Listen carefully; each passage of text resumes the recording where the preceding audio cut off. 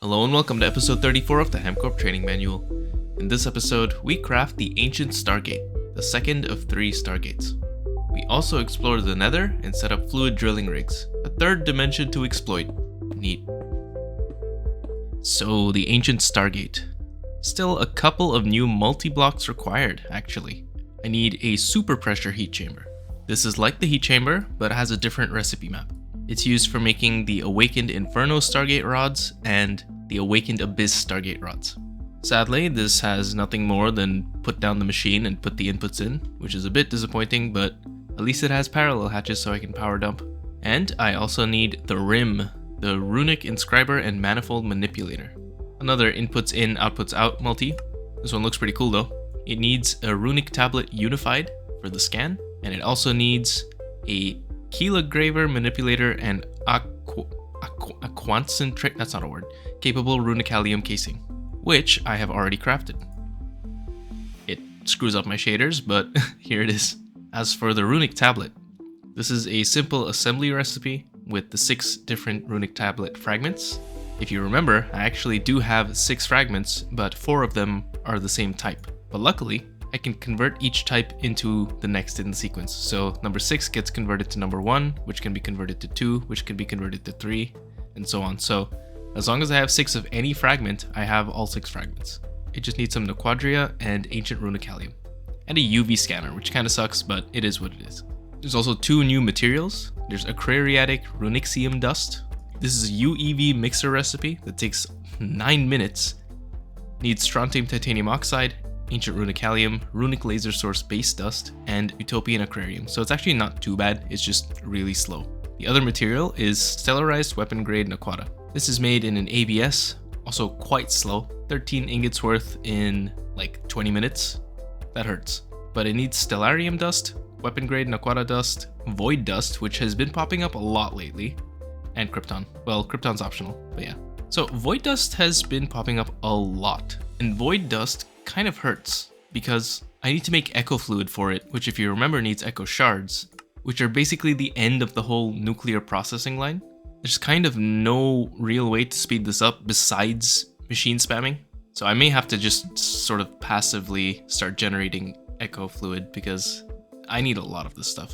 Anyway, as for the Stargate parts themselves, I need the rod bases, which I mentioned before. I need energy modulators. It needs a CSG energy modulator for the scan.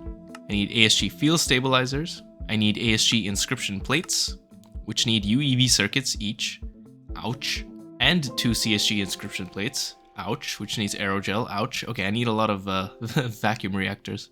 With those, I can make ASG inscription chips and ASG DPUs, ASG computational matrices, ASG stellar access points, and ASG stellar dialer, which needs a monitor.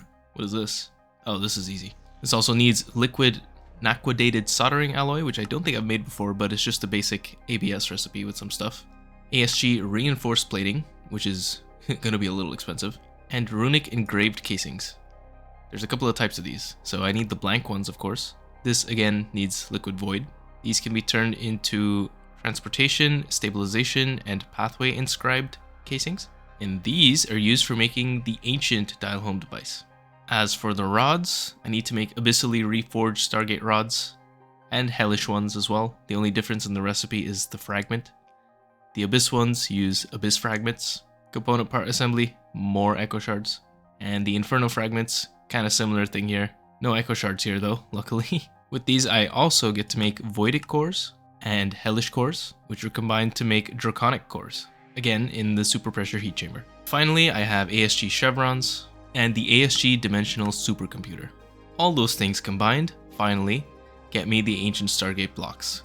You could say it's a little expensive, but that's not really surprising. In addition to the actual Stargate, I need the ancient dial home device, which I've mentioned before, and I also need a Nether inscribed coordinate crystal, which is just a dimensional finder recipe, so this is actually pretty chill, and runic infused hazmat armor. This stuff is okay to make, it's not too bad. The only issue is I am missing 1 piece of Naquata armor, so I gotta head back to Abydos and find this in a loot chest, basically. These are used in a scan, so I literally just need 1 and then I'm good. And then once I have all of this, we can put it all together and enter the Nether. Now, there is going to be a lot of waiting involved and basically just scaling infra, so I will do just that. I'm going to compress down who knows how many hours of work to just a few short clips. Let's go. Well, there goes my vision of the video being just a big compilation of clips, because I do have a little more yapping I need to do. So it turns out, graphite has been a problem. And as far as I can tell, the only way to get graphite is from processing diamond ore. There's also crushed coal ore, which can be processed in the ore processing plant, but I have access to the bulk ore processing array, because these are really fast. Parallel hatches, subticking, throughput boosting, and bulk processing. I don't know if throughput boosting and bulk processing work together multiplicatively or additively. I kind of want to guess multiplicatively, but that means that it's gonna run things at 64 parallels, but it'll take 13 times 1.6 times as long, which is still better. But then again, on top of that, there's parallel hatches. So I don't know, this feels like it's gonna be crazy. Bit of a coal block looking ass multi, but easy to make. UHV parts, aquarium, pretty chill. I think I'm gonna put it here. I'm gonna replace these old processing lines with chem plants, and I'm gonna put it here. Also, one more thing I want to yap about. It's time for some machine spam. The machine spam age is upon us, because I'm looking at the full cost of the Ancient Stargate, and there's a lot of waiting I'm gonna have to do if I don't do machine spam. And there's a lot of waiting I need to do even if I do machine spam, so I think it's time for machine spam. Prepared for this, I've made 7 stacks of buffer proxies and a stack of pattern buffers, so there's gonna be a lot of machines.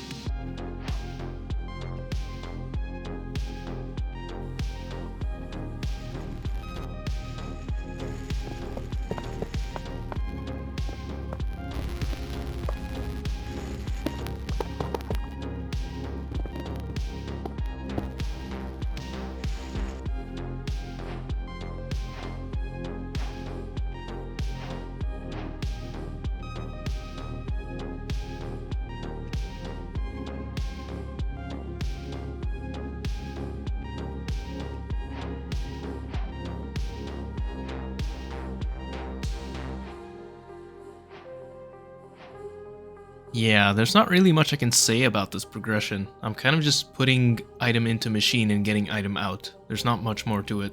I will say though that these awakened Stargate rods are kind of slow to make, so I'm gonna make a couple of these super pressure heat chambers actually. And I'm gonna put them over here in the new machine spam area, which is missing walls and a roof for now. I've also started using pattern buffer proxies everywhere, and it's so nice. I miss these. These are awesome.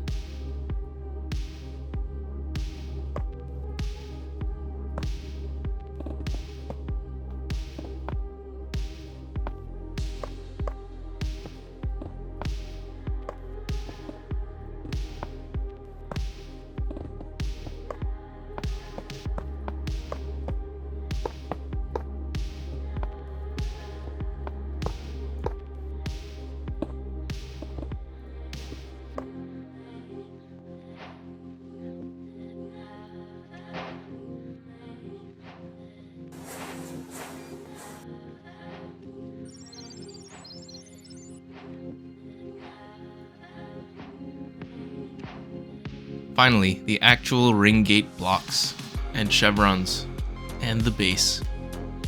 And that is the Stargate. I do need the dial home device, which means I need to put down the rim. I also still need to do the armor and the coordinate crystal.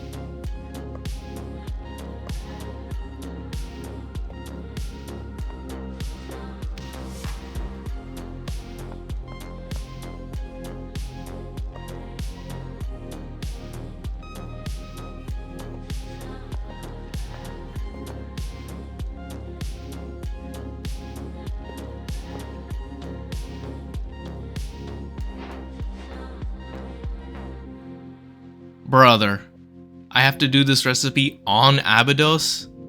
Oh my god. Okay, well at this point there are a few things I need to do on Abydos. Specifically, I need to find one more piece of Naquata armor, and I need to inscribe the coordinate crystal. I'm just gonna pick up and take my dimensional finder. I don't really see the point in making another one. But this also means I need to produce computation on Abydos, which is a little annoying. And I'm going to use this as an excuse to make the better HPCA components. There's two more. There's a better heatsink, and there's a better computation producer. This one makes 64 computation per tick. That's pretty good. But it requires 16 cooling. And this makes 3 passive cooling, which, funny enough, is better than the active cooling component. But yeah, these are craftable. These are pretty cheap even. So I'm going to make these. I'm going to make a bunch of computers because I don't want to be on Abydos for too long. And then I'll come back and set up the Stargate. Okay, mildly annoying, but I set everything up. And while this is processing, I'm going to go look for my last piece of knack armor. Man, I just need the legs. Hey, nice. Just in time too. This is nearly done. Nice. I think actually I'm going to tear this down immediately. And also these HPCAs, because I can use them for actual research stuff, so that's nice. They don't really need to be here anymore. So, yeah. And that's everything. The quest here implies that in the Nether, I'll be able to find a talisman, and then I won't need to wear this armor anymore, which would be nice because I want my jet boots. I want my Cork Tech chestplate, you know? Anyway, it's time to put together the actual Stargate. And I'm going to do this with mechanical crafting because that's funny. I kind of forgot I even have a create area.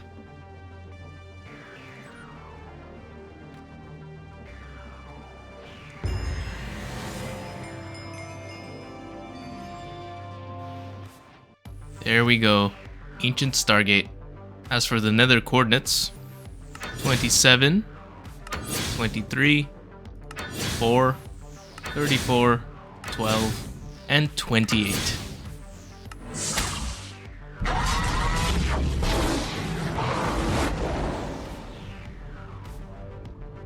In the Nether. Very cool. Scared of the sleever.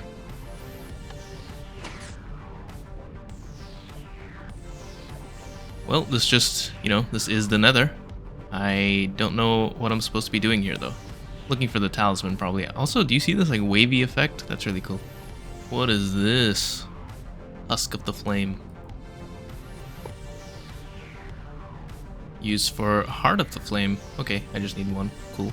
Yeah, navigating in the Nether is a bit annoying without the jet boots. I tried taking some of the armor off and putting on the jet boots, but, like, I start taking poison and radiation damage, so kind of hurts. Okay, here's a fortress. There's got to be something here, right? Oh, I also have my prospector. Yes, debris-rich nether magma. That's right. There's some stuff I can pump up over here. There's highly unstable nether magma. There's debris-rich nether magma. There's lava, of course. And there's crude infernal concentrate. There's also 2 ore veins here. One that has cryostone, which is surprising. And one that has brimstone and plutonium-239 and thorium-230. But I am after this talisman. I don't want to do anything until I have the talisman. Whoa, what the hell is this? This is vanilla Minecraft? Damn. Whoa, this is one crazy looking biome. Is this also just vanilla Minecraft? It's kind of crazy. Yo, vanilla Minecraft Nether is kind of cool? Who would have thought? This is super cool, actually. What the hell? Damn. Yo, look at the vibe. This is kind of awesome. Wow. Alright, vanilla Minecraft. I see your game. I'm so used to the 1.7 Nether, which just sucks ass. Like, piece of shit, garbage dimension. But this one is awesome. This is great. But I'm having a lot of trouble finding this fiery castle that it's talking about. Is it this? What is this? Oh, are these piglins? I've never seen a piglin before in my life, by the way. This is literally the first time. Okay, some ancient debris. That's kind of nice. Here's another chest with... basically nothing. Are you aggressive? Are you good, bro? Okay, well, I guess I keep searching. Hell crown around here, hopefully, somewhere. Oh, wait a minute. Whoa. I can craft it. Okay, that's good to know. I don't know how far adamantine is, but it sounds pretty far. Yeah, it's the end of one of the lines. Okay, so if I can craft it, then I don't really need to go exploring. I should have looked at that. I should have looked at that. Now, to continue in basically anything at all, I need to set up the 3 nether lines. So I'm gonna make some pumps, set them up in the nether, and start transporting the stuff back home. After that is honestly probably a good time for me to end the episode because I don't want to go too long, and if I start doing these nether lines, it's gonna go too long. Maybe I can do the debris rich line because it doesn't seem very long, it's just a few steps. But the other two will definitely be in the next episode. Anyway, for now, I'm going to set up the pumps. Just waiting for this prospector to charge up. Ooh, I can make the best fluid drilling rig. This one has a very low depletion rate. And it's going to be very fast. I could have made this a while ago, back in UV. Alright, I'm pumping debris-rich nether magma and highly unstable nether magma. I still need to find the other one, the crude infernal concentrate. And I need to go quite a ways because I haven't been able to find it using this prospector anywhere nearby. And there's a lot of lava, which makes sense, it's the nether. But yeah, I have a bit of exploring to do still. I do have the same like quantum ring setup as what I did in Abydos and a wireless connector. This is basically how I'm going to connect to the last drilling rig. Store everything here locally on a subnet, and then an extract-only storage bus for the fluids. I'm just tunneling around like a little mole rat, and I found some brimstone. Brimstone is very important, actually. It's used to make reinforced brimstone casings, which are needed for a couple of multis. But to be honest, I only needed one. It's nice that I got more, but I could always do this duplication recipe to get more. This is a cool looking multi. It's basically a rock crusher, but nether. Anyway, back to tunneling. Alright, I'm back home. I got all three fluids, and I want to look at debris-rich nether magma right now. Oh boy, that's a recipe. Okay, so 2 minutes at UEV converts 250 buckets of debris-rich nether magma into 100 buckets of lava, 125 buckets of liquid debris, and 25 buckets of liquid ancient debris. The liquid debris is solidified into debris, so this is kind of a debris line replacement, basically. Well, not a replacement, but you know what I mean. I guess it is kind of a replacement, actually. That's kind of nice. A full skip is something that makes sense at this stage. And liquid ancient debris gets solidified into ancient debris, which I can macerate into ancient debris dust, which is used for smelting ancient netherite ingots, and that's kind of it, but these are used for a billion things. And that's kind of it. There's not much more to this line. It's like literally like a 4-step process. It's pretty chill. So let's set that up really quick. Literally 2 machines. All done. Super simple line. Just centrifuge the stuff and solidify the stuff. And then I get debris dust and ancient debris, which I'm happy to pattern from there on out because it's just maceration and then smelting, right? So pretty chill. I'll have to think about what to do with the actual debris line that I have over there. Probably just going to tear it down because it's not needed anymore. Just TPS cost for no reason, basically. But in the meantime, I am going to map out these 2 long-ass lines. They are very, very long. It's going to be fun. I'm going to start with the infernal concentrate, but we'll do that next time. Goodbye. Thank you for watching this episode of the HamCorp Training Manual. In the next episode, we will set up the full processing lines for both the remaining nether fluids. I hope to have some proper buildings around the base soon as well, which will be done on building streams. See you next time.